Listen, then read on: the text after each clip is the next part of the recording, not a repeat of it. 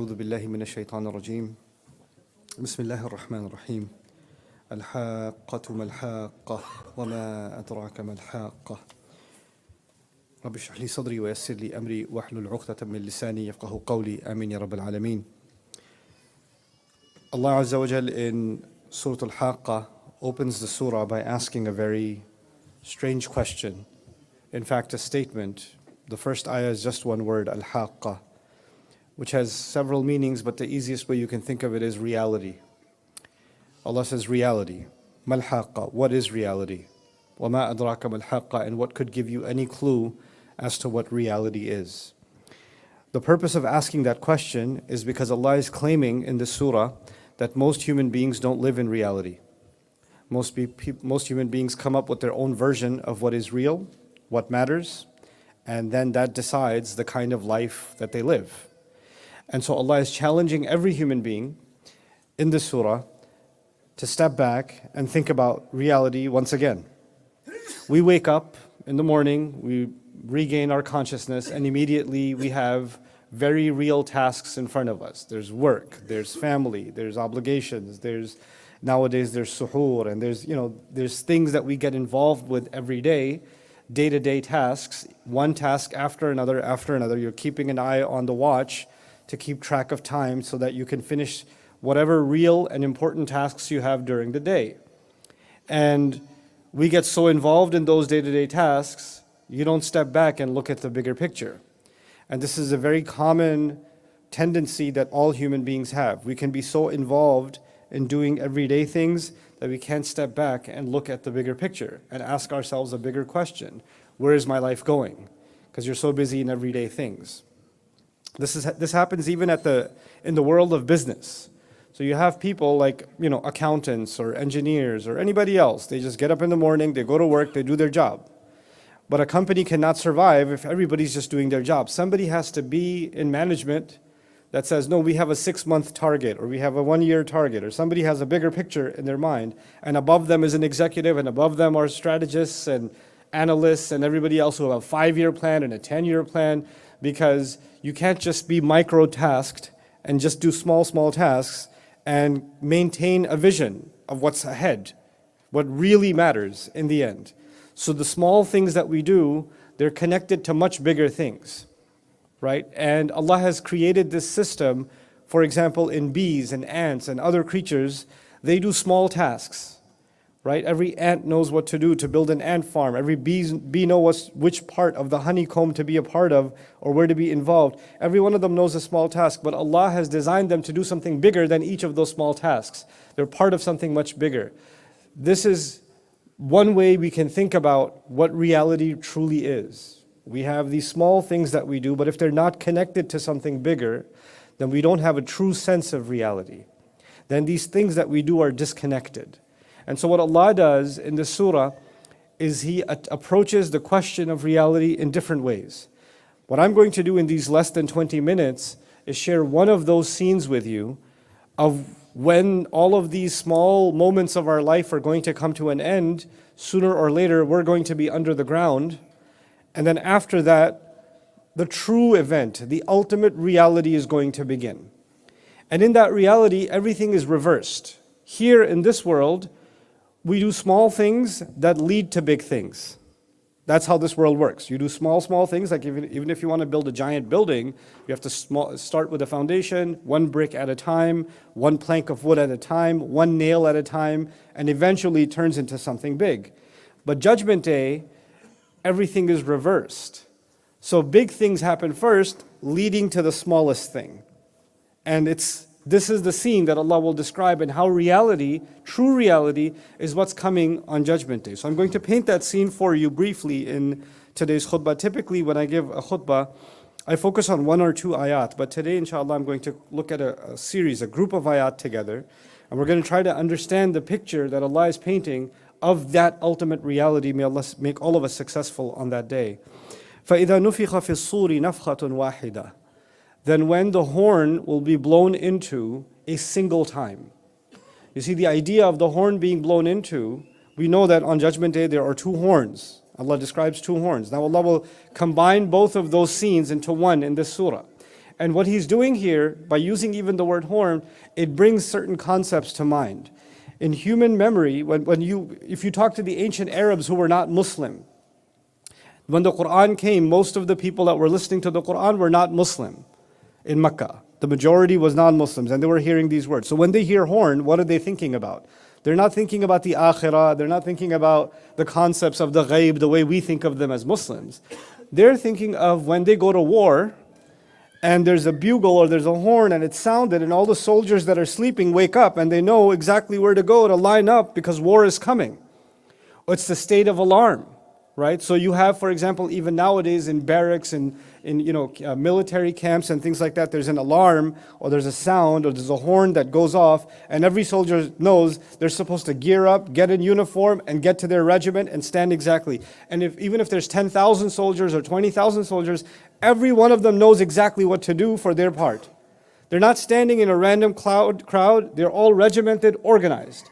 The sounding of the horn, Allah Azza wa Jalla says elsewhere in the Quran, وَمَا يَعْلَمُ جُنُودَ رَبِّكَ إِلَّا هُوَ. Nobody knows the armies of your Rabb except Him. When this horn is sounded, every creation of Allah acts as if they were reserved soldiers waiting for this signal to get in position. So all of creation starts getting in, all the angels of Allah, the skies, the clouds, the earth, everything starts moving into this position for this event, for this presentation. And so what Allah describes right after this is فَإِذَا نُفِخَ فِي الصُّورِ نَفْخَةٌ وَاحِدَةٌ وَحُمِلَتِ الْأَرْضُ وَالْجِبَالُ. And the earth and the mountains start getting lifted up, they start getting carried. The idea of them being, the earth and the mountain being carried is strange because everything else is carried by them. The earth carries me and you. The earth carries our homes. The earth carries everything. And the mountains carry all of the trees and the rock and everything else. They're not the ones that are carried, they're the ones that do the carrying. Allah is already describing a scene where everything we thought to be real is being reversed. It's being flipped on its head. So the earth will be lifted, will be carried, and the mountains along with them will be carried. This also suggests what we thought will always be in place, what we thought has weight, seems like it's losing weight. It's just being carried.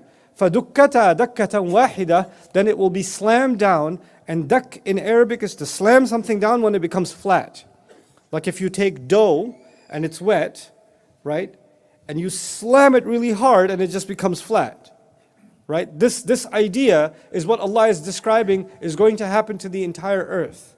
So the ups and downs of the earth disappear. Other places in the Quran, Allah will describe this as إِذَا الْأَرْضُ مُدَّتْ, when the earth is going to be stretched flat.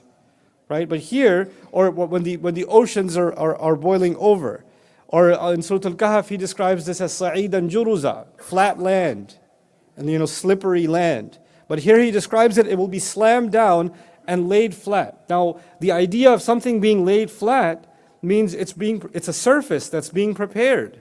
Why is the earth being turned into this flat surface? As we see the ayat progress, we're going to see this scene open up. He says, فَيَوْمَئِذٍ وَقَعَتِ الْوَاقِعَةِ. On that day, the actual event will have taken place. Now, he already said al-haqqa, now he's saying al-waqi'ah. But al-waqi'ah is a really interesting word because it comes from waqi', and waqi' means a heavy weight. It means a heavy weight. So Allah is saying, on that day, the heavy weight shall be dropped. And that's an expression to describe the ultimate reality will happen. Because when something is real, it's weighty, it's serious, it has substance. And when something is not real, it's weightless, it's empty. So Allah says that's when the true weight will be dropped, or that's when the ultimate reality will fall. وَانْشَقَّتِ السَّمَاءُ. So this is what was happening on the earth. The earth has been made flat. Then Allah says, وَانْشَقَّتِ السَّمَاءُ. Then the sky is going to be ripped open. The word inshiqaq is used if you have a cloth and you tear it in the middle, and you get this slit in the middle, right? That's called inshiqaq, right? So Allah uses that word to describe what's happening with the sky. وَانْشَقَّتِ السَّمَاءُ فَإِذَا هِيَ يَوْمَئِذٍ وَاهِيَةٌ. Then on that day it just starts opening up. And وَالْمَلَكُ عَلَىٰ أَرْجَائِهَا. And so as the sky starts opening up and tearing this opening starts coming, then Allah says the angels And perhaps starting with Jibreel alayhi salam, because it's used in the singular, but it's ismu jins, it includes everyone. The angels are going to start lining up in the opening.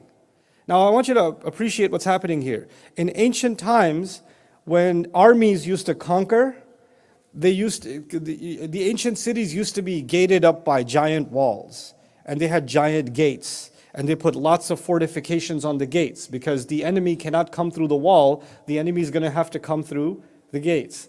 And when they open, if the gate gets broken and the gate gets opened up, that means that city has been conquered. And once that city is conquered, the new army, the invading army, they line up around the gate to welcome the general, to welcome the conquering king. You're getting prepared for the conquest, right? And it's the scene that's being borrowed in the language of these ayat, in that first the land was made flat.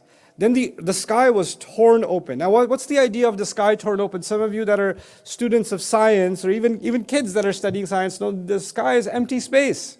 It's void.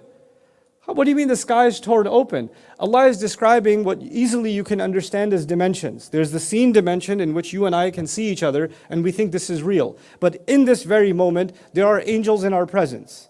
In this very moment, there are kiram and katibin, noble angels that are documenting everything in a script. In a book that is it's not even written in ink, it's kitabul marqum, it's being stitched into the pages. Because the idea of ink is that if water hits it, it can get smudged. Or you can rub it with your thumb and it can get smudged. But if you stitch the writing in, embroidery, we call it embroidery, our deeds are being embroidered into the page. Kitabul marqum. This is raqam in Arabic. That's how it's being recorded. But that's happening right now, but we don't see it. Because it's happening behind a curtain. And the curtain is called the ghaib, right? Behind the veil of the ghaib. And that's why this word, this idea of the ghaib, what's going to happen on Judgment Day? Well, فَكَشَفْنَا عَنْكَ غِطَاءَكَ, like in Surah Qaf. He says, we've lifted the cover. We've lifted the cover from you. So there is a cover on my eyes right now, which keeps me from being able to see the unseen. The same way, when you go to a doctor and they're doing an x-ray, through the x-ray machine, they can see something you cannot see right now. There's a lens, there's a device there that's removing the cover of the scene, and you're able to penetrate through and see something that otherwise you couldn't see. The same thing happens in military technology. They put heat-seeking, goggles on, and you could see through a wall and you could see how many people are on the other side. Things like that, right? So it's similar to that. So Allah is now saying that the curtain of the unseen is being torn open. And what's on the other side of that unseen? It's the angels. It's the unseen world. And they start coming through into the seen world. So now for the first time, human beings can see the angels on Judgment Day. And this gate that's been opened, that's been torn open, the angels, Allah describes, they start lining up all around the sides of this gate on its corners. وَالْمَلَكُ عَلَىٰ أَرْجَائِهَا وَيَحْمِلُ عَرْشَ رَبِّكَ فَوْقَهُمْ يَوْمَئِذٍ ثَمَانِيَةً. And the arsh, the throne of your Rabb, is going to be carried on that day by 8. Allah doesn't say what the 8 is. The Mufassirun would discuss these are 8 special angels that are assigned to carry the throne, or some version of the throne of Allah that will be brought down just to let human beings see the king's judgment is about to begin. Because in old times, what the symbolism was important, because kings would be carried by guards on a kind of pseudo throne, because the ultimate throne is somewhere else, but this is a portable kind of throne that's being brought just for this special event of Judgment Day. Even if the king's not even in it yet, the throne is being brought. So يَحْمِلُ عَرْشَ رَبِّكَ فَوْقَهُمْ يَوْمَئِذٍ ثَمَانِيَةً. The armies have opened up the gate, the throne is being brought down by 8. Now, are these 8 angels? Are these 8 other creations of Allah that Allah has described? Are they, Ali radiallahu anhu and other Sahaba said, is it 8? Is it 8,000? Is it 8 legions? Is it, ما هي هذه الثمان? We don't know what these 8 are. And that's something Allah didn't tell us. So he says, يَوْمَئِذٍ تُعْرَضُونَ. So why is all of this happening? Why is the earth being slammed flat? Why is the sky being torn open? Why are the angels showing up all of a sudden? Why is the throne arriving? Why is all of this happening? Allah says, يَوْمَئِذٍ تُعْرَضُونَ.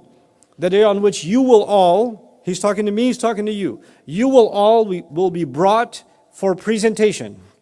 تُعْرَضُونَ لَا تَخْفَى مِنْكُمْ خَافِيَةٌ. Nothing that had ever been hidden will be hidden from you today. So you notice something. Really big things were happening, and all of a sudden, the really small thing that was hidden from the entire world, nobody knew except you and me, the things that I said, the things that I did, the intentions that I had. Even if people saw my actions, they didn't see my intentions. They were hidden. Even the intentions, even before everybody's praying here, everybody's sitting in Salatul Jum'ah here, but our intentions may be different. It may be that somebody has a different, and you can't see that. There's no way for you to see it. It's hidden. And on that day, nothing hidden will remain hidden. Nothing gets remain hidden. And some Sahaba looked at this ayah and said, that's because even human beings won't even have clothes on that day. Nobody will care. Because Allah will expose not only people's deeds, but expose them. You know? So, لا تخفى منكم خافية. Now, it's as if this huge event where the skies and the earth got rearranged, re-engineered. The entire purpose of it was you and me. The entire purpose of it was you and I have to stand in front of Allah and show up for this trial. This is all preparation for the event. The question arises, Allah Azza wa Jal is Al-Hakim. He owns all wisdom. And Allah Azza wa Jal, إِنَّمَا أَمْرُهُ إِذَا أَرَادَ شَيْئًا أَن يَقُولَ لَهُ كُن فَيَكُونَ. Allah just says be and it becomes. So Allah could just decide immediately, as soon as I die, put him in Jahannam, put him in Jannah. He could decide immediately. He doesn't need a full event. He doesn't need to tear open the sky and make the whole, have the angel show up, and then the throne is showing up, and then every single deed is being counted. Allah doesn't need to count the deeds. Allah knows everything already. You know, Allah has the entire calculation and the entire hisab. Who has better hisab than Allah? So what's the purpose of Allah doing this entire scene in front of us? Actually, this is because of the concept of justice. In this world, human beings, one of the things they desire is justice. And how is justice done? There's two things that have to happen if you want to have justice. One thing that has to happen is there has to be fairness in the trial. There has to be fairness in the trial. And the second thing that has to happen is you have to show the trial. You can't do it in secret. If the police arrest someone and they take him and they put him in jail and they say, no, he was found guilty. When was he found guilty? Where was the trial? Oh, that was held in secret. Trust me, it was fair.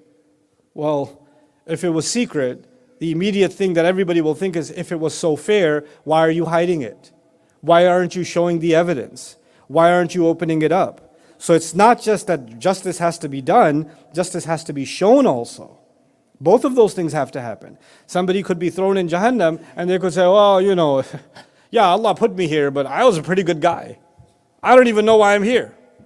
I did pretty good. And they could just, even if they're not a good person, they could have that excuse because it wasn't shown, right? In fact, some people even try making excuses on Judgment Day. And what does Allah do? Allah shows, لا تخفى منكم خافية. Nothing will remain hidden. Nothing good will remain hidden. Nothing bad will remain hidden. And you yourself, I myself will testify that Allah did fairly. That this was a fair trial. No unfairness was done to anybody. فَمَنْ يَعْمَلْ مِثْقَالَ ذَرَّةٍ خَيْرًا مِثْقَالَ ذَرَّةٍ شَرًّا يَرَهُ. The smallest amount of good and the smallest amount of bad, you'll get to see it yourself. That's the point of it. So this entire event is being made so Allah could show how fair it is, and you and I can see this event happening. This is the preparation for that trial. Now just imagine for a moment, we have events, like somebody's throwing an Eid party, there's an event, right? Or let's think of a bigger event, there's a new president being inaugurated, or a new prime minister being selected. They have an event, they have an inauguration, right? Or there's a national celebration day. That's an event, it's a big deal. When there's a big deal, there's a lot of preparation. Allah has done this much preparation, so many ayat dedicated to the preparation of the event. From the sounding of the horn, to the tearing of the sky, to the angels lining up, to the throne showing up. All for what major event? My deeds, your deeds. That's how important our deeds are to Allah. We think they're small. Remember I told you in the beginning, in this world, small leads up to big. And what's happening on Judgment Day? Big is leading to The smallest things that you and I have ever done. So we never think lightly of the words that come out of our mouth. We don't think lightly of the deeds that we do. That's the point of it. So he says, subhanahu wa ta'ala, فَأَمَّا مَنْ أُوتِيَ كِتَابَهُ بِيَمِينِهِ فَيَقُولُ هَا أُمُقْرَأُوا كِتَابِيَ. And there's only 2 minutes left, so I'll just briefly mention and read this on your own, inshallah. You'll benefit from it. He says, and for the one who gets the book handed to them, anybody who gets the book handed to them in their